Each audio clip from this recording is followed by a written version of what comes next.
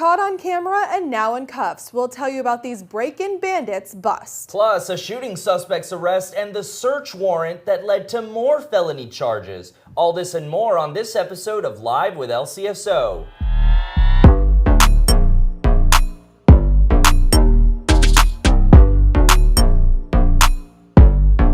Happy Friday, Lee County. I'm Public Information Officer Jesse Santero. And I'm Nestor Montoya. Well, the victims from a string of car burglaries are breathing a sigh of relief after the suspects involved got arrested. Take a look at this surveillance video from the Westbrook community in Fort Myers.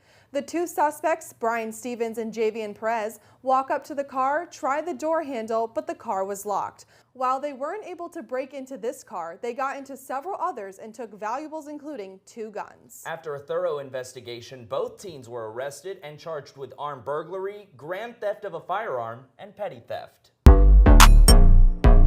The suspect in the North Fort Myers shooting gets additional charges after a search warrant.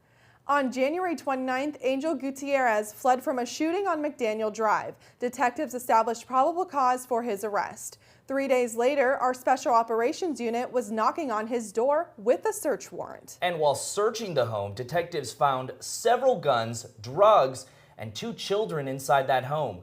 The living conditions inside the home were described as deplorable. At this time, Gutierrez was taken into custody for possession of a weapon by a convicted felon and child neglect. This case is still active and additional charges could be pending. Sheriff Carmine Marcino has a zero-tolerance stance for any crime in Lee County, and those who commit it will pay the consequences for their actions.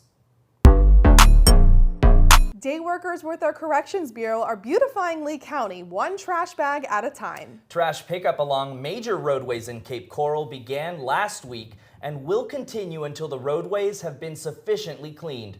This week, day workers serviced parts of Pine Island Road, Cape Coral Parkway, and Veterans Memorial Parkway. Join the Lee County Sheriff's Office and other community partners for the Wings Over Water event. Festivities will be held tomorrow at Harns Marsh and Lehigh Acres from 9 a.m. to 2 p.m. There will be live animals, food, duck races, and you can even get a scoop from our ice cream truck. Well, that sounds like an absolutely great event. There will also be lots of educational exhibits that you don't want to miss.